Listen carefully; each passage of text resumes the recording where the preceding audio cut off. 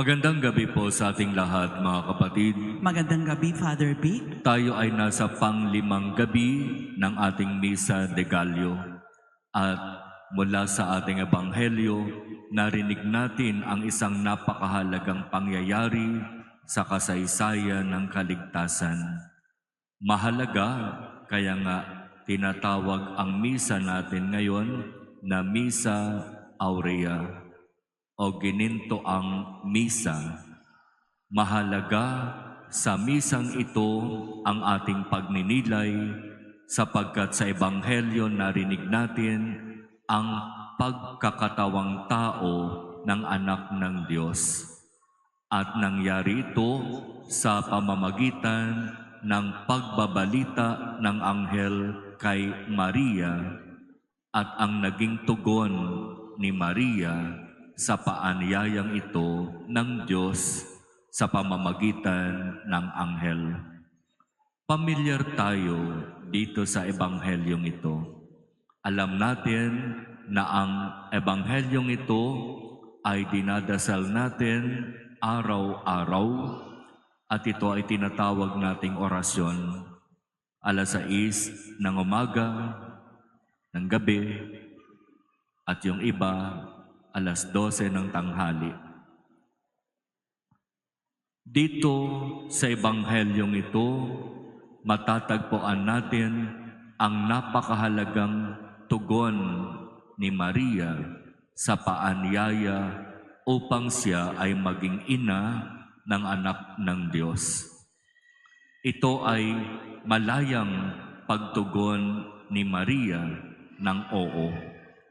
Bagamat alam naman nating lahat na pwede rin namang ang maging tugon ay hindi, pero kay Maria, inihanda na siya noon pa man para sa pagkakataon na ito at para sa mahalagang misyon na kanyang gagampanan.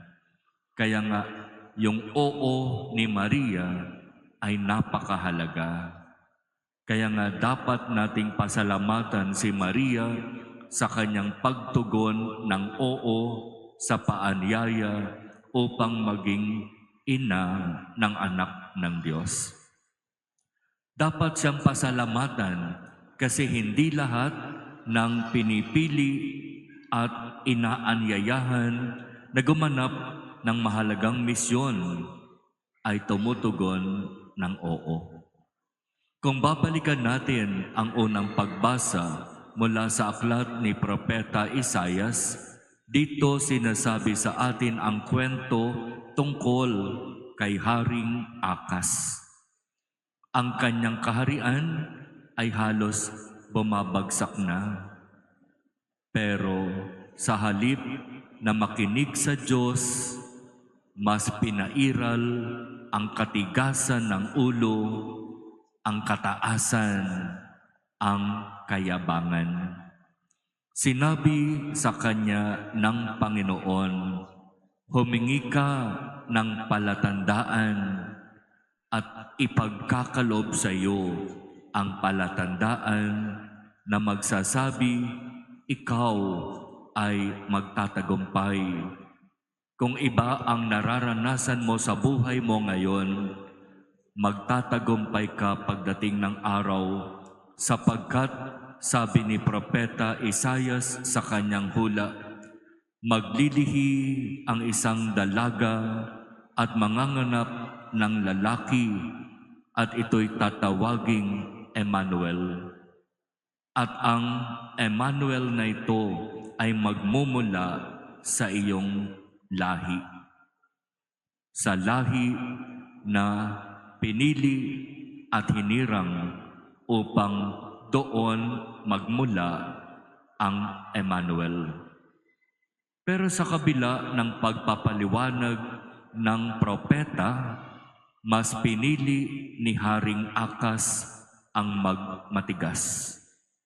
Hindi niya sinunod ang kung ano ang sinasabi sa kanya.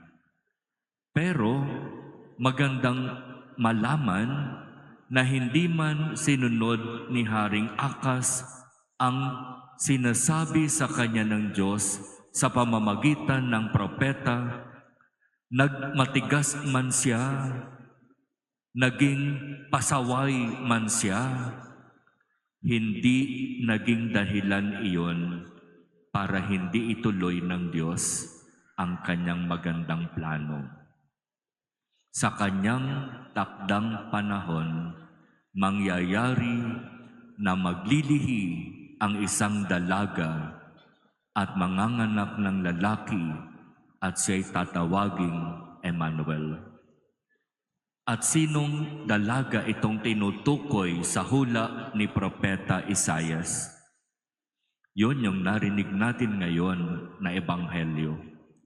Ang tinutukoy dito ay si Maria.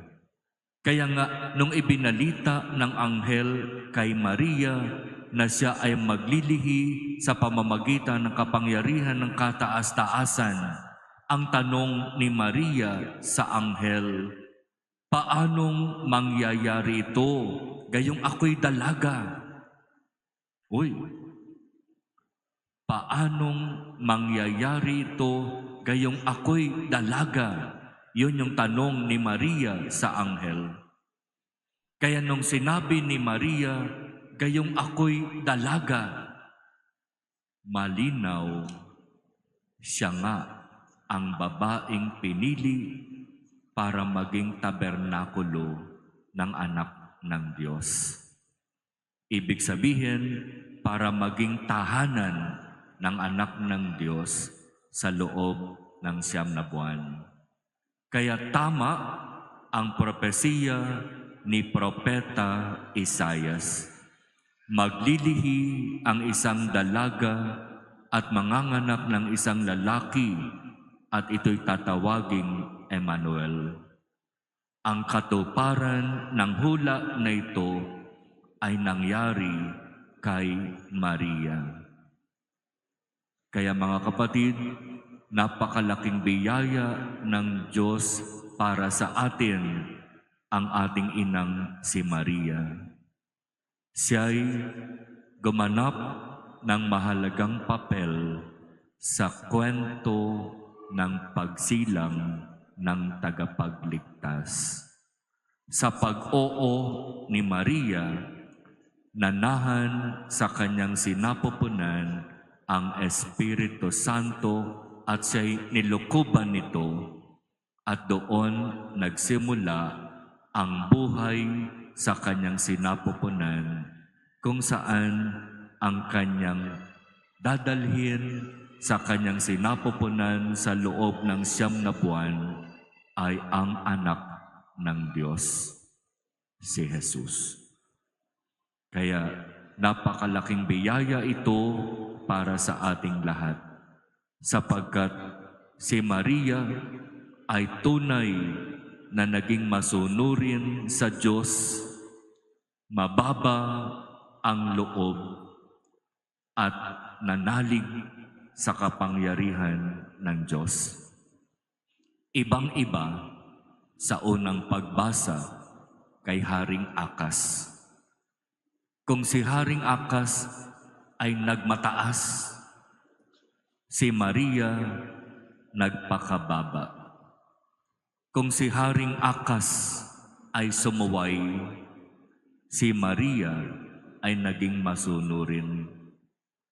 Kung si Haring Akas ay hindi naniwala sa sinasabi sa kanya ng propeta, si Maria hindi man niya nauunawaan ang lahat, nanalig at nagtiwala sa Diyos. Kaya salamat talaga kay Maria. At ngayon, tayo ay inaanyayahan na tularan ang napakagandang halimbawang ito ni Maria. Ang kanyang pagiging mababang loob, masunurin, at nagtitiwala sa kapangyarihan ng Diyos. Na bagamat hindi niya naiintindihan ang lahat ng kung ano ang nangyayari sa kanyang buhay, nanalig siya sa Diyos. At dahil doon, tunay na siya'y pinagpala. Bukas, sa Ebanghelyong ating pagninilayan, maririnig natin kung papaanong ang kanyang pinsan na si Elizabeth na kanyang dadalawin ay mapupuspos ng Espiritu Santo at magsasabi siya ng mga salita patungkol kay Maria. Bukod kang pinagpala sa babaing lahat. Kaya Maria, aming ina, lubos po ang aming pasasalamat sa iyong pagtanggap sa paanyaya ng Diyos upang maging ina ng kanyang anak.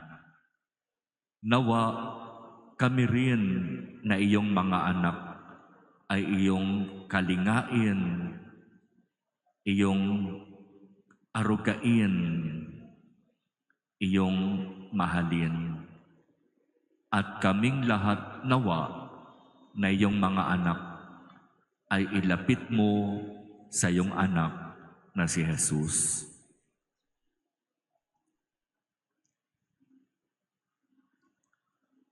Amen.